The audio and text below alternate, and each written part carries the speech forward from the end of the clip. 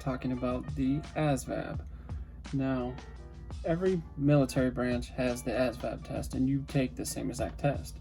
Now, the way the scores are, it kind of varies with the way each branch has line scores, but you do take the same test. Now, if you watched some of my previous videos, you would know that I was in the Army before, and I got out towards the end of AIT for a lot of family and personal reasons. I am re-enlisting now, as of, this is why I'm doing these videos, and I took the Asvab before, and here's my sheet, and I can kind of give you guys a glance at it.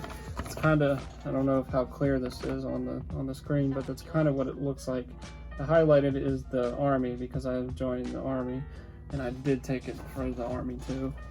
But pretty much it's a pretty long test, broken down in categories to gauge your general knowledge in different subjects. Now I have all the info here about the subjects, and there's your overall percentile score, which is out of 100. And at the time I got a 52, which 50 is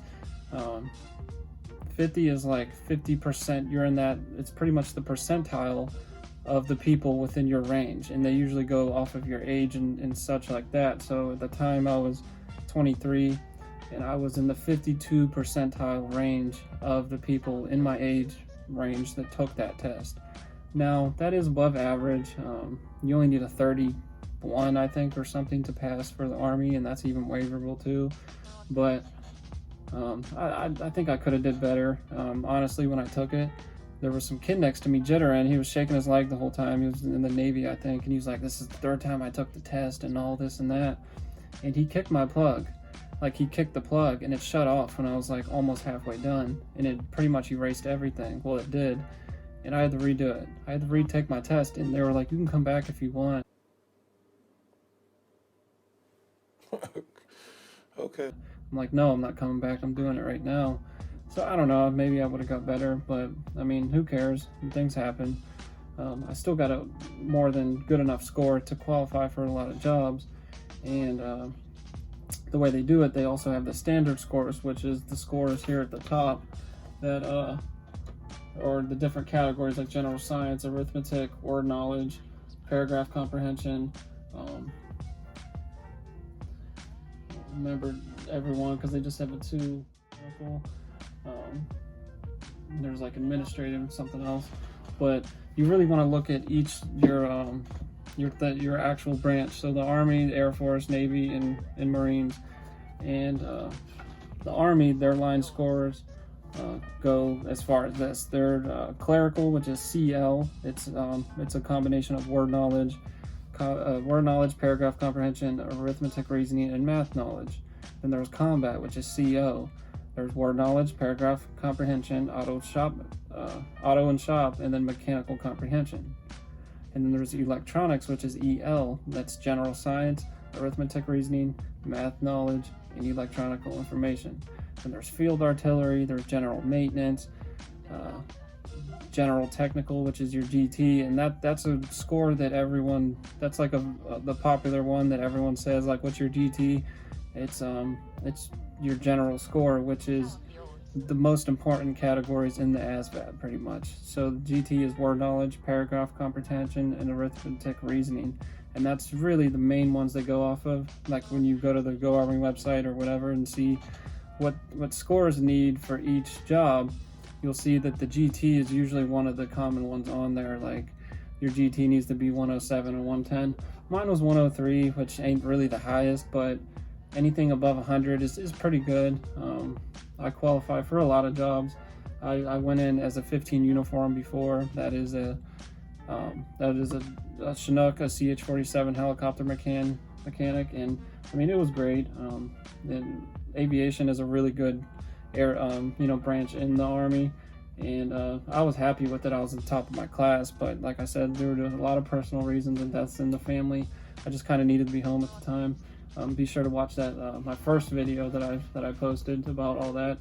And yeah, I mean, they go off of all them line scores, and then let's see this other page.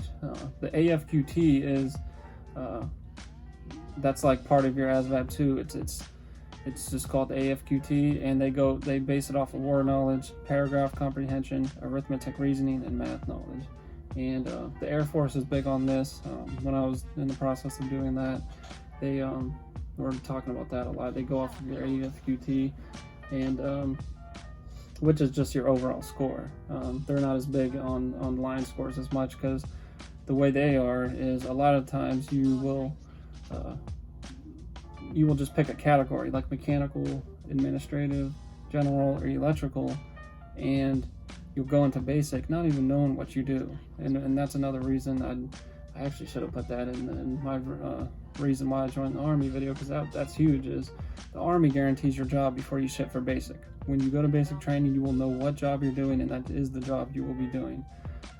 That will be your specialty.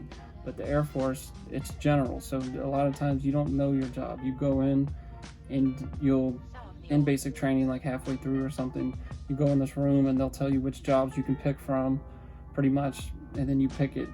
And sometimes I've heard stories where one of my friends is in and he didn't really get the pick, so they just kind of threw him in places. And I mean, my other friend, the recruiter told him he had firefighter, and then when he went to MEPS to ship off, they're like, oh, something happened, you got to do general maintenance or something. And then he got a good job. But it's things like that you never really know if they're just kind of blowing smoke up you just to get you to sign up, and they're like, oh, something happened, you can't get this job. So it's kind of crap. But thankfully with the Army, when I was joining the Air Force, I couldn't keep this Asvab sheet. Sorry, my brain.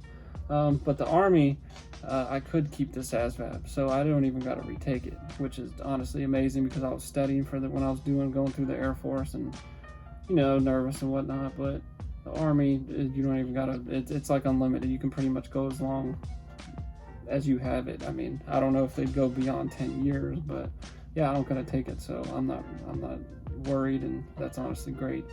But what I used to study was the Asvab for Dummies. They have an electronic version for like $13 or something. They have the hard book too for like 20, I think. But that honestly broke it down a lot, and they had a lot of practice tests and things like that in there. And I mean, it really helped me. Now, when you first go to join and sign up and talk to the recruiter, you'll take a practice Asvab, which is just like a very short overall. It is real kind of questions, but it's pretty short, but it does gauge how well you do based on the practice test. And I got like an 80 something on the practice test, and then got a 52 on this. So that's why I think if that kid didn't kick my plug, I would have did a lot better. But it's okay. I mean, then you go and take the test, and obviously no phones, no anything like that, and you're in a room more than likely with a lot of other people, and you have certain times in each section to do the test. So they have different strategies where, like it's in that book, the Asvab for Dummies, but different things, how to pick multiple choice, and different test taking strategies. And they say it's better to almost leave something blank than to just randomly guess, and kind of things like that, and go in knowing like everything you're gonna guess. If you do guess, pick a certain letter. Don't just randomly. Like, go in saying everything I guess, I'm gonna pick C. Kind of things like that. And that's something the book really emphasizes on, is test taking skills and tricks, and that was real enlightening. When I first took the test, I never even studied. I just took it.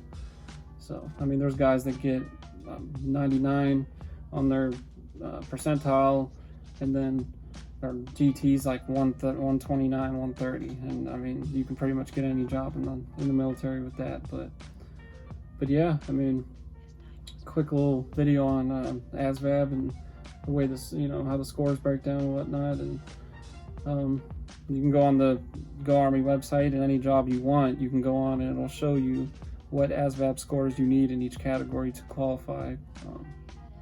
So you can do that and talk to a recruiter and get yourself going.